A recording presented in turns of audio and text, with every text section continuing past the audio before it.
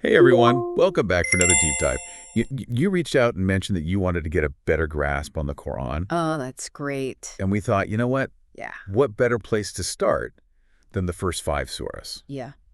Yeah. They lay such a foundation, I think, for understanding Islam's core values. Yeah, they really do. It's kind of like, You're like looking at a blueprint yeah, before you see the building. exactly. A magnificent building, and you Right. kind of get a sense of the structure, the purpose, and like all the beauty that's about to unfold. Yeah. And what's really interesting about these surahs is that they don't just deal with abstract Yeah. theological concepts, Mm. but they offer really practical guidance on a whole range of things. Oh, yeah.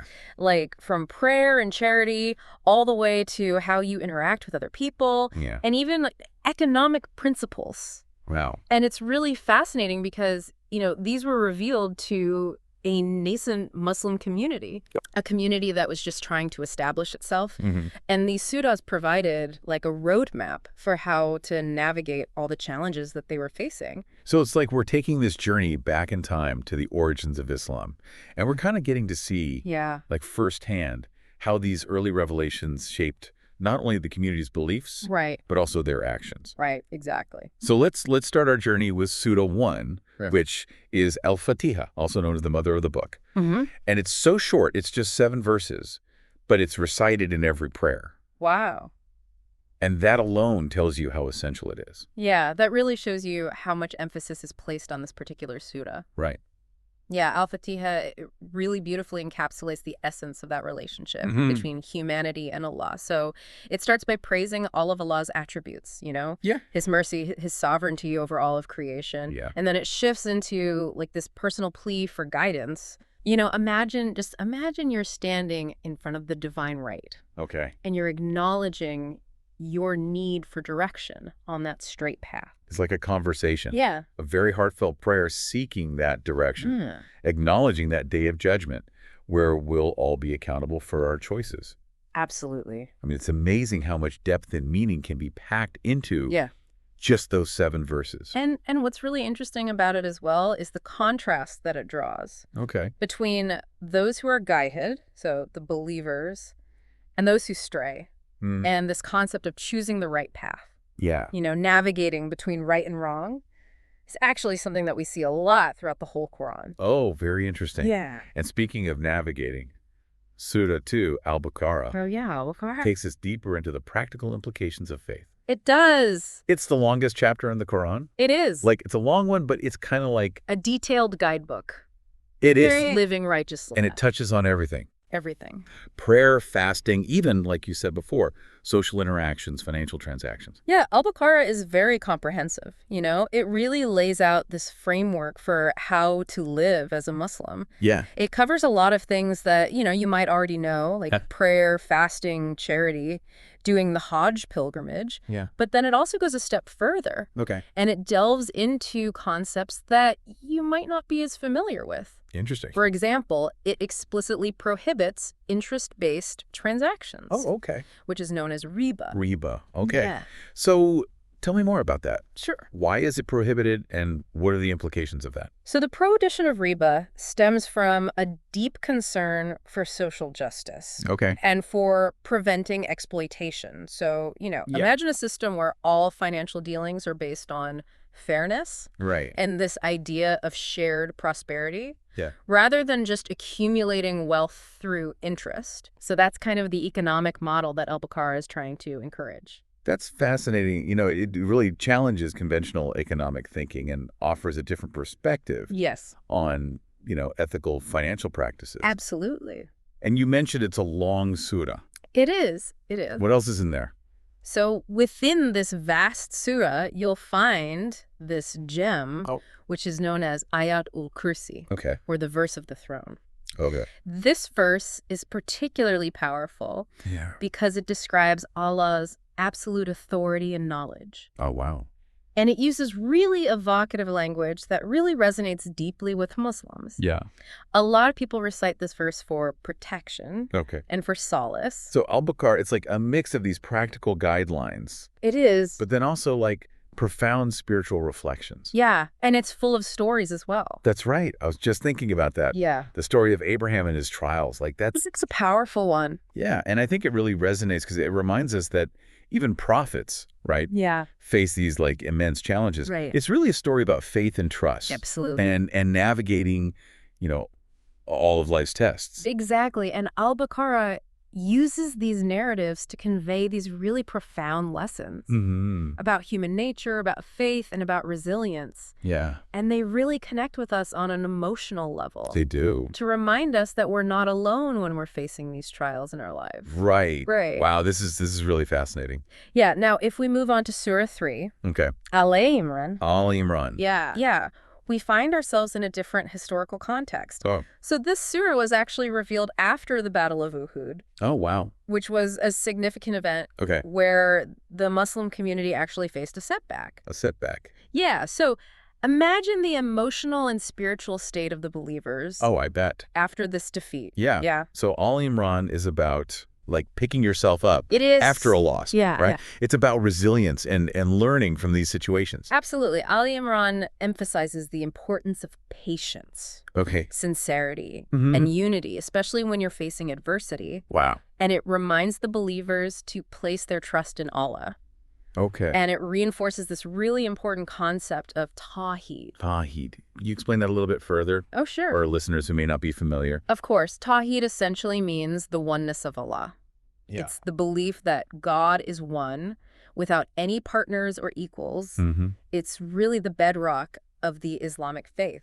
Wow. And Ali Imran is re-emphasizing this core principle, especially in a time of hardship. It's like anchoring yourself to something unshakable when everything else around you Yes. feels uncertain. Absolutely. And there are also stories in this surah, right? There are. I'm particularly interested in the stories of Mary and Jesus Oh, yeah. because, you know, they hold significance in Christianity. They do. And in Islam. Right. Absolutely. So tell me more about that. Well, so the Quran acknowledges Jesus Okay. as a prophet and a messenger of God, Mm-hmm. but it rejects the idea of his divinity. Okay. It portrays Mary as a chosen woman Yeah. who gave birth to Jesus miraculously. Right. So these stories, while they might be familiar, Mm-hmm. they are presented through a distinctly Islamic lens.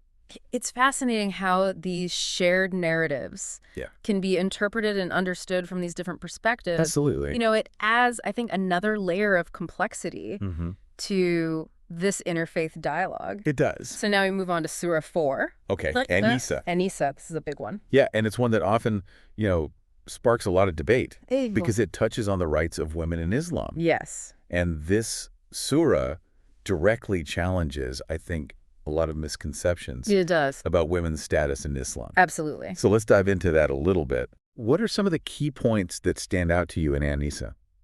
Well, Anisa explicitly grants women rights that were groundbreaking for the time. Okay. It establishes their right to inheritance, Wow. their financial independence, Oh. and protection from oppression. That's so important to highlight. You know, It it challenges stereotypes and it really shows Yes. a commitment to women's well-being Yeah. and agency. Absolutely. And the surah doesn't stop there. Okay. It goes on to address Yeah. the care of orphans, ensuring that there's a just distribution of wealth within families. Right. And it even outlines specific guidelines for inheritance Wow. to prevent exploitation. So it's not just about these individual rights, right? Yeah. It's about creating a just and equitable society It is. where vulnerable people are protected Yeah. and resources are shared fairly. Absolutely. And, you know, Anisa also establishes a framework for marriage, Oh, right. and it emphasizes mutual respect, Mm. love, Yeah. compassion, and it outlines the rights and responsibilities of both husbands and wives. Yeah, okay. And it really aims for fairness and balance within the relationship. It seems like a recurring theme It is. in all of these surahs. Yeah. Is this commitment to justice, Absolutely. right? We see it within families, Yes. in financial dealings, Yeah. in broader social interactions. You're absolutely right. This concept of justice, it just permeates these surahs. Mm. It's about creating this moral and ethical order. Yeah. And that applies not just to our individual actions, Right. but also to how we structure our societies and our relationships with each other. And how we interact with each other. Yeah. Yeah, and Nisa even goes so far as to include sections on rules for warfare, It does. It does. emphasizing proportionality and avoiding civilian casualties Absolutely. and treating prisoners humanely. Right. That's remarkable. It is. So it's not just about, personal piety. No. It's about building a just and compassionate society that upholds those ethical principles. It is. And so now our journey through the first 5 surahs takes us to our final stop, which is Surah 5. Al-Ma'idah. Yeah, and this surah was revealed. It was. Towards the end of Prophet Muhammad's life. Yes. And it reinforces the importance of upholding, divine laws. It does. And contracts. Yeah, it emphasizes honesty, truthfulness, and fulfilling your obligations. Yeah. But it also gets into, some more practical matters. Okay, I'm curious, what kind of practical matters does Al-Ma'idah address? Well, it delves into, the guidelines on halal and haram. Halal and haram. Yeah. Oh. So what's permissible and what's prohibited in Islam. Okay. And this covers a wide range of topics, from dietary guidelines to ethical ways of earning a livelihood. So it's like this guidebook for making these ethical choices. It is. In daily life, right? Yeah, from what you eat to how you earn your income. I bet there are some specific examples that would really surprise our listeners. Absolutely. For instance, Al-Ma'idah prohibits the consumption of pork and alcohol. Oh, okay. And it also stresses the importance of earning a livelihood. Right. Through honest means. Okay. Free from exploitation or deception. So it's about bringing those spiritual values into everyday life. Exactly. Right. It's not just about believing. Yeah. It's about living those beliefs in a tangible way. Yeah. Al-Ma'idah really highlights that righteousness isn't just confined to, your rituals and your prayers. Right. It extends to how you conduct yourself in the marketplace. Yeah. How you treat other people. Right. And how you contribute to a just society. Okay. So again, we're seeing this emphasis on justice. Absolutely. On building a moral society. Yeah. That seems to be a thread that runs through all of these early surahs. It's a big one. Yeah. And speaking of justice, Al-Ma'idah reaffirms the importance of keeping promises. And it condemns theft and other crimes. Right. So accountability. Yeah. And it outlines specific punishments for those who violate these principles. To establish that social order. Yeah. Emphasizing the need for accountability and consequences for wrongdoing. Where justice prevails. Exactly. But Al-Ma'idah also delves back into some theological matters. Oh, okay. So it revisits the story of Jesus and his disciples. Right. And we touched on that a little bit earlier. We did. It's so interesting to see how these shared narratives with Christianity are presented. Yes. From this different perspective. Exactly. So Al-Ma'idah, it further clarifies the Islamic perspective on Jesus's role as a prophet and messenger of God. Right. And it rejects the notion of his divinity. Okay. This distinction is really crucial for understanding the Islamic view of God's oneness. Right. Right.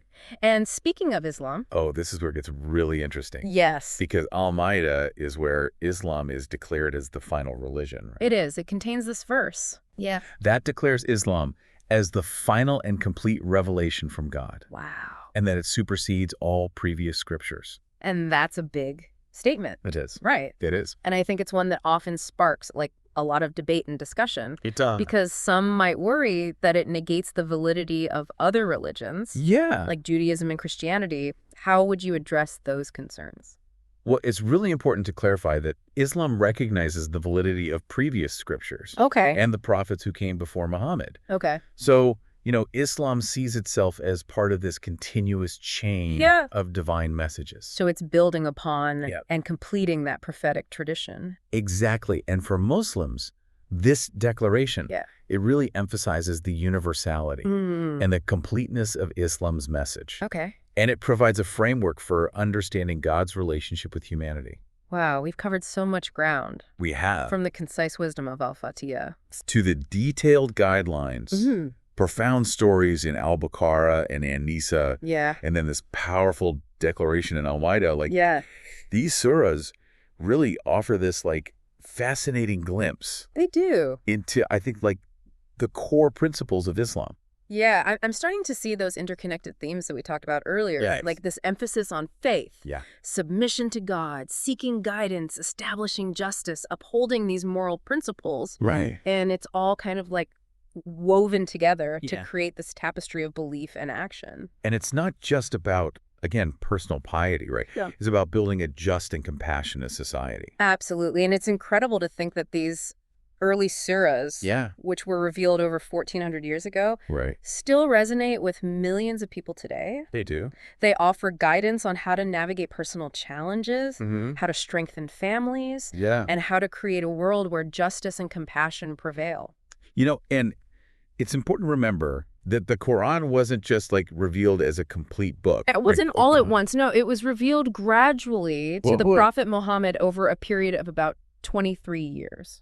So like this series of revelations, it is often prompted by like specific events or questions that arose within the early Muslim community? Exactly. It was very contextualized. Yeah. You know, it responded to the real life challenges that they were facing. So it wasn't just about laying down these like abstract principles. It was about meeting the practical needs of the people. Exactly. And this gradual revelation also allowed for a process of learning and internalization. You know, imagine you're part of this early community and you're receiving this guidance in stages. So you have time to absorb the teachings. Reflect on them and incorporate them into your life. Like a gradual unfolding. Of understanding, a process of transformation that takes place over time.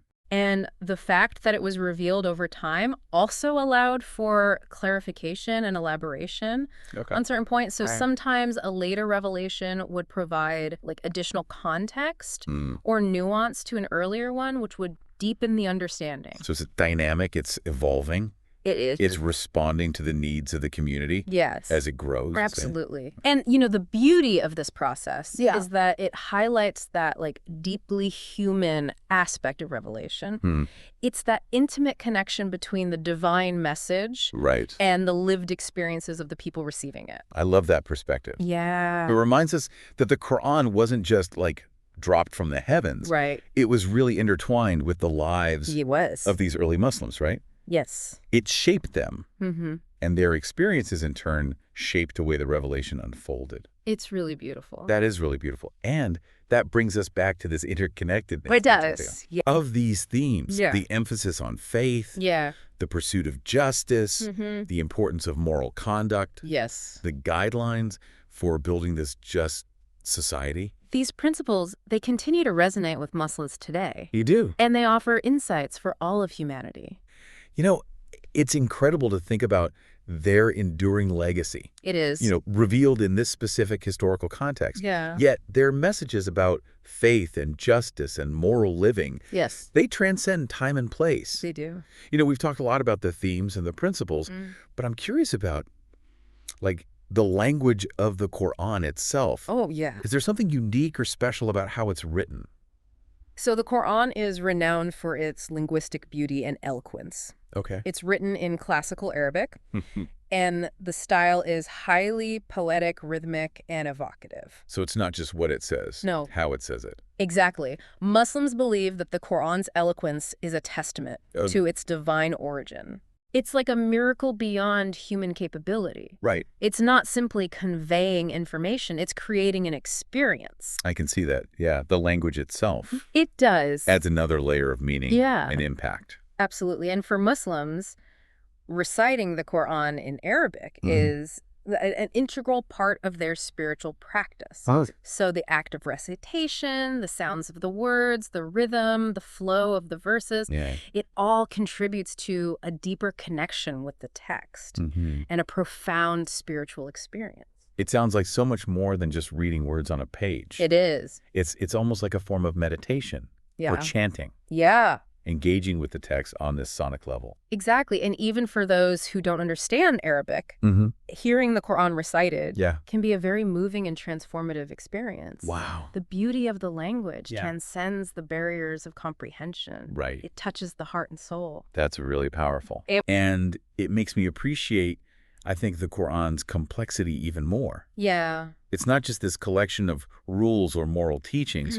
It's this, like, literary masterpiece. It is. That speaks to the intellect, the emotions. It's a multi-sensory experience. Yeah. It engages not just our minds, but our ears, our hearts. Yeah. And appreciating the Quran fully requires going beyond surface and delving into the depths of its language, its rhythm, its imagery, and just the way it resonates within us on a visceral level. It's about opening ourselves up to the full richness of the text. It is. Right. Yeah. Not just intellectually, but emotionally and spiritually. Absolutely. Okay. I feel like we've only just scratched the surface of these first 5 surahs. We have. And yet we've covered so much ground. We have. There is so much depth and complexity to unpack. I know. And, that's what makes studying the Quran such a rewarding and lifelong endeavor. Yeah. There's always more to discover, more to learn, more to be inspired by. And it reminds me that engaging with any sacred text requires humility and a willingness to learn and grow. It's not about having all the answers. No. It's about approaching the text with an open mind. Yeah. And an open heart. That's a really valuable lesson for anyone. Yeah. Regardless of their faith. Right. Approaching any text, religious or secular, with curiosity, openness, and respect. Yeah. It opens us to new insights. It does. That can enrich our lives. So as we start to kind of wrap up our deep dives into these first 5 surahs of the Quran, what are some key takeaways for our listeners to reflect on? Well, firstly, these early surahs, they really establish a foundation for understanding Islamic beliefs and practices. Right. So they emphasize the importance of faith, submission to God, seeking guidance on that straight path, and living a life rooted in justice, compassion, and ethical conduct. And we've also explored how the Quran's language itself really enhances the reader's experience. It does. It's not just about the content of the message. It's the way it's conveyed. Yeah, that beauty and eloquence of the language. Yeah. It elevates the spiritual experience. Right.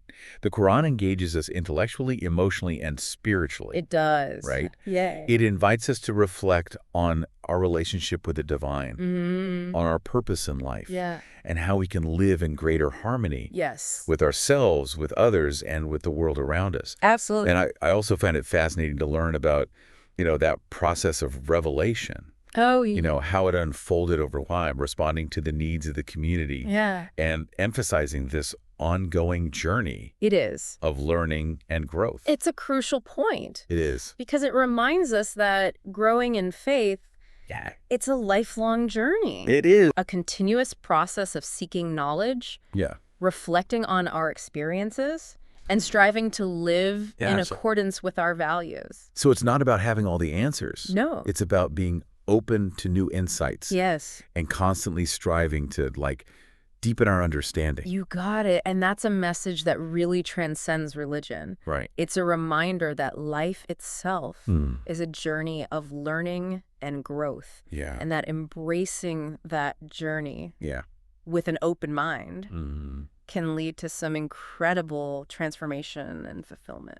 Beautifully put. So we've covered these core themes of faith, justice, righteous living. Yes. We've explored the beauty and the impact of the Quran's language and learned about the process of revelation. We have. But before we move on to our final thoughts, I have one more question. Oh, okay. I'd love to get your take on. Sure. Okay, so we've discussed how these surahs, they lay the groundwork for a life devoted to God, right?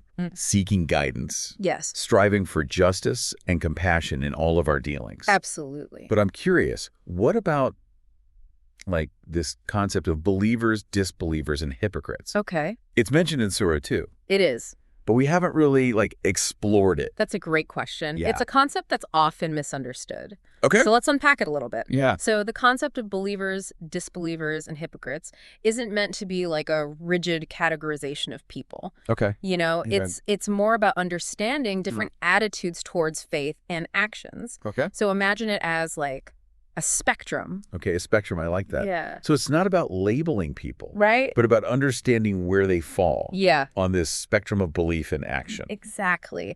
Believers are those who have accepted the message of Islam. Okay. And they strive to live by its principles. Right. Disbelievers reject the message outright. And then you have hypocrites, who are those who outwardly profess belief. Okay. But their inward intentions and actions contradict their words. So it's really about, like, the alignment, right? Yeah. Between your inner beliefs and your outer actions. It is. Okay, that makes sense. Yeah. But why is this distinction so important in the context of the Quran's message? So this categorization helps us understand the Quran's emphasis on sincerity and authenticity. Okay. So it's not enough to just, like, go through the motions of faith. Oh, yeah. True righteousness really lies in the alignment of your heart, your words and your deeds. It's about living your truth. It is. And striving for that, like inner consistency. Yes, and it makes you think, how often do we fall into the trap of hypocrisy? Right, and maybe not even intentionally, right? Right. Yeah, it's just, maybe not fully examining our own beliefs and our own actions. It's a good reminder to be self-reflective. Yeah. To constantly check our intentions. And to make sure that our actions align with our values. It highlights that true faith is a journey, right? It is. It's this continuous process of striving towards that alignment. Absolutely. This has been such an eye-opening journey through these first 5 surahs. It has. I feel like, we've covered so much from the foundations of faith and practice to the Quran's linguistic beauty and the process of revelation. Absolutely. But I feel like there's always more to learn, right? Oh, absolutely. We've just started. The Quran is a text that rewards repeated reading and reflection. Each time you delve into it, you're likely to uncover new layers of meaning. Right. And connect with its messages in deeper ways. So as we wrap up this deep dive, I want to bring it back to you, the listener. Okay. We've explored these foundational principles, these glimpses into, the heart of Islam. Yes. But I think the real question is, what does this all mean for you? That's the heart of it, isn't it? It is. It's not just about acquiring knowledge. It's about making it relevant to your own life. Exactly. So here's a thought-provoking question for you to ponder. Okay. How do these early surahs of the Quran, with their emphasis on faith, justice, and righteous living, shape your understanding of Islam's core values and its relevance in the world today? It's a big question. It is a big question, but I think wrestling with it can lead to some powerful insights. It can, and, there are no easy answers. Right. In engaging with these texts, Yeah. reflecting on their messages, and having those open and honest conversations, Yeah. that's where the real growth happens. Beautifully said. So to our listener, yes, I encourage you to continue exploring these and other surahs of the Quran. Absolutely. Delve deeper into its riches. Yes. And discover the wisdom and guidance that it holds. And most importantly, share your reflections and insights with others. It's through these shared explorations and conversations that we can truly appreciate the depth and beauty of this sacred text and find ways to make its timeless messages relevant to our lives and the world around us. And as you continue on this journey of discovery, may the wisdom and guidance of the Quran illuminate your path and enrich your life. Beautiful. Until next time, keep seeking, keep learning, and keep diving deep. Yes. Peace be with you.